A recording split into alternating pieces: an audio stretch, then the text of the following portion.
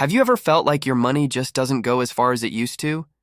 That no matter how hard you work, prices for everything, from your morning coffee to your monthly rent, just keep climbing?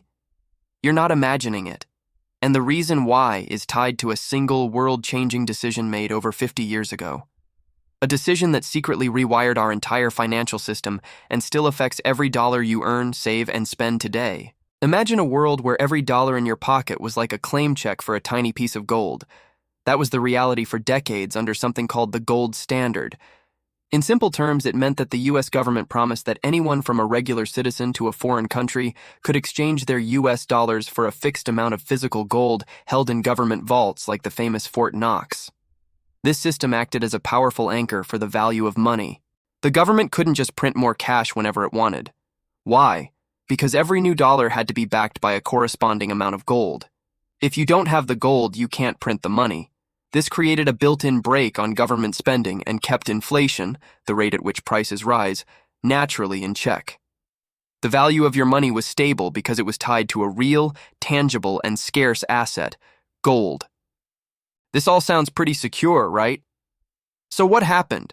Why did we abandon a system that seemed to provide so much stability? To understand that, we need to travel back to the late 1960s and early 1970s. The United States was in a tough spot. The country was fighting the incredibly expensive Vietnam War and at the same time was launching ambitious domestic social programs known as the Great Society. Think about it. Fighting a war and building new social safety nets both cost an astronomical amount of money. The U.S. was spending far more than it was taking in through taxes. This created a massive budget deficit. Under the gold standard, this was a huge problem. The government needed more money, but its ability to print it was limited by its gold reserves. Meanwhile, other countries were watching all this spending with growing concern. They held billions of US dollars, and they started to get nervous.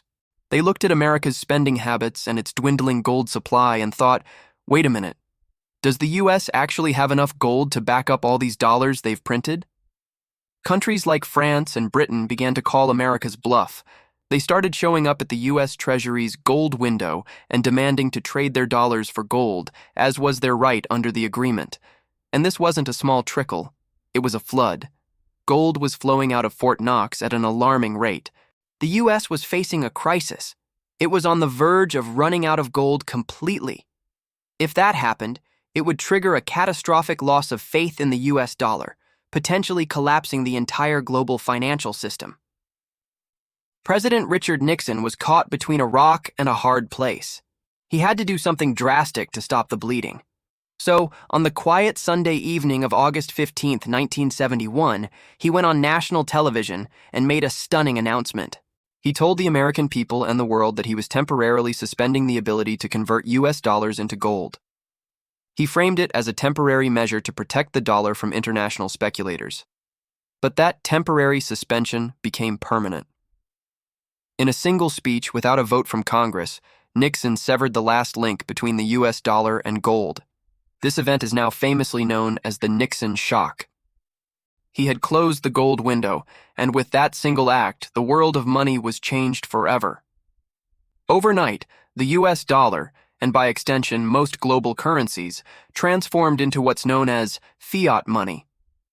The word fiat comes from Latin, meaning let it be done, or by decree. Fiat money has value simply because the government declares that it does. It's not backed by gold, silver, or any other physical commodity.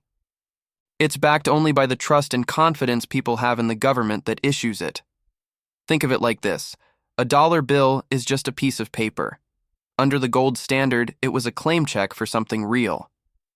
After 1971, it became a piece of paper whose value is based purely on faith. This fundamentally changed the rules of the game. With the golden anchor gone, the government and its central bank, the Federal Reserve, were now free to create as much money as they deemed necessary, completely untethered from any physical constraint. So, how does this 50-year-old decision affect you today, standing in the grocery store aisle watching prices creep up? The connection is direct. Once the dollar was untied from gold, the main barrier to printing money disappeared. When the government needs to fund wars, bail out banks, stimulate the economy during a recession, or send out stimulus checks, It no longer needs to worry about its gold reserves. It can simply create new money out of thin air. When the supply of money increases dramatically, but the amount of goods and services in the economy stays relatively the same, what happens? Your money becomes less valuable. It's the basic law of supply and demand. More dollars chasing the same amount of stuff means that each dollar buys less. This is the very definition of inflation. Let's look at the data. In the decades leading up to 1971, inflation was relatively low and stable.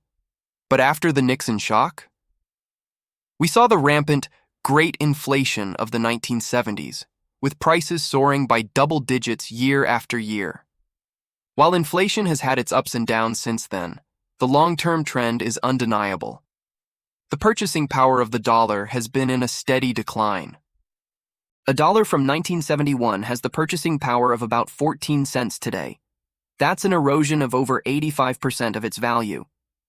Every time you hear about the government running a multi-trillion-dollar deficit or the Federal Reserve engaging in quantitative easing, which is just a fancy term for creating new money to buy government bonds, you are witnessing the direct consequence of the 1971 decision. This constant creation of new money is like a hidden tax on your savings. The money in your bank account might show the same number, but its ability to buy things in the real world is constantly shrinking. This is why we see asset prices like stocks and real estate go up so much over the long term. People rush to put their money into these assets to protect themselves from the devaluation of the currency. It's a race to stay ahead of inflation, a race that was set in motion the day the dollar was disconnected from gold. So, the next time you feel that pinch at the checkout counter or worry about your retirement savings keeping pace, remember that it's not just a recent problem. It's the long-term echo of a secret law that fundamentally changed the nature of money. The decision made on that Sunday evening in 1971 unleashed the forces of inflation in a way the world had never seen before, and we are all living with the consequences today. It's a crucial piece of history that explains so much about the economic world we navigate every single day. Thank you so much for watching and for joining me on this deep dive into our financial history. If you found this explanation helpful and it made you see your money in a new light, please hit that like button. It really helps the channel. And for more videos that uncover the hidden forces shaping our world, make sure to subscribe and ring that notification bell. I'd love to hear your thoughts in the comments below. See you in the next video.